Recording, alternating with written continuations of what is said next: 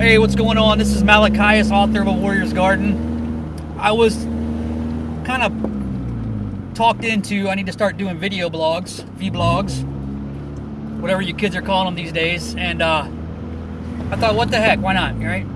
So I want to start with, we're going to discuss a little bit today about, well, not discuss, I'm going to tell you about the actual concept of the book, A Warrior's Garden. A Warrior's Garden is not just about gardening. I get a lot of questions about that.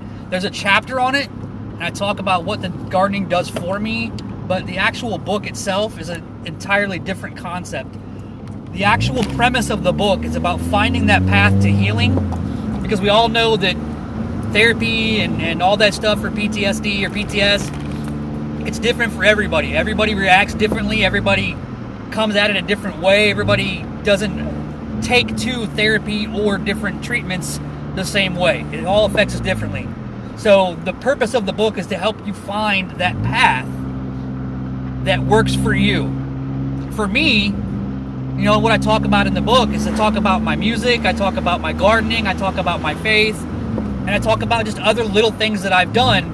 So the purpose of the book is actually to find 3 actual pillars, 3 specific things that for you give you joy. They give you release. They give you that ability to be distracted,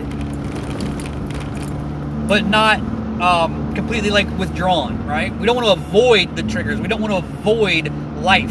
We want to be distracted from the triggers enough that we can compensate, that we can cope, that we can start to process what we've been through, right? I'm not a psychologist. I'm not a psychiatrist. I'm not a medical doctor. I just know what's worked for me, and I've researched it and what it's done. And I've yet to find one therapist that has told me I'm wrong or anything. I'm not tooting my own horn. What I'm saying is we have to find that thing within us that we just find joy in. For you, that number one thing, for me, it was music and gardening. It was those 2 main things that just kind of really resonated with me, that gave me a distraction. It gave me time to compensate, and it gave me time to cope, and it gave me time to look through what I'd been through, because my body could be on autopilot listening to music or working in my garden, and my brain could slowly be processing what I had been through, what I had done, what had happened to me, all that stuff.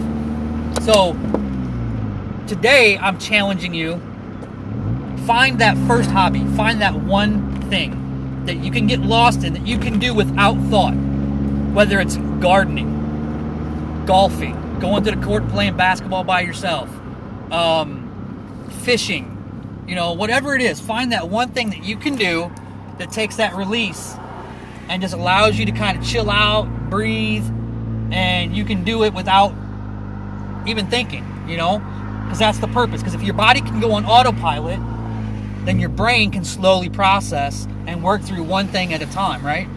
Now, I challenge you too, once you find that hobby, you find that one thing that works for you, if you're married or you have a significant other, find a joint hobby that the 2 of you can do together that is not, I repeat, is not in charge, like it's not tailored by anybody to be in charge.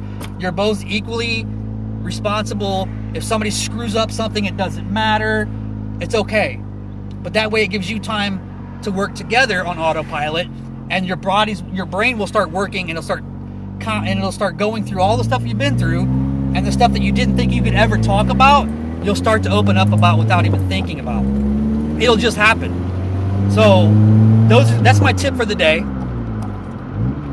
Find that hobby, find that one thing that gives you that release, that one thing that just allows you to sit back, body's on autopilot, brain's allowed to do whatever you want with it, right? And then find that joint hobby, if you have a significant other, a spouse, a boyfriend, girlfriend, whatever, that you can do together, then there's no responsibility. It doesn't matter if somebody messes something up. Doesn't matter. It can be something as simple as putting puzzles together or playing a video game, like my wife and I play DC Universe, because we can play together. We have 2 different PlayStations, and we can be online and go beat stuff up, right? And it's mindless. It's just fun. And then we watch some Netflix, you know? We go roller skating outside. I mean, just think of the different things that you can do that you both get joy from, you know? And schedule that time every week. Find a way, okay? You can make it happen. I know you can. Look, hashtag nobody dies today. Start using it. Hashtag nobody dies today, all right? Veteran suicide stops with us. We make the decision to reach out. We make the decision to reach out not just to help each other, but when we're hurting. If you're hurting, if you're sucking, right now I want you to pick up the phone and call your battle buddy. I want you to call somebody in the community. I want you to ask for help. Tell them, hey, I'm sucking. I need you. All right? If you know someone's sucking, reach out to them. If you don't know that someone's sucking, reach out to them anyway. Just see how things are going. I challenge every single one of you every single day. Pick up the phone, text or call, and talk to your buddy. Find out how they're doing. All right? Hashtag nobody dies today. Make it a reality. God bless you guys. Take care.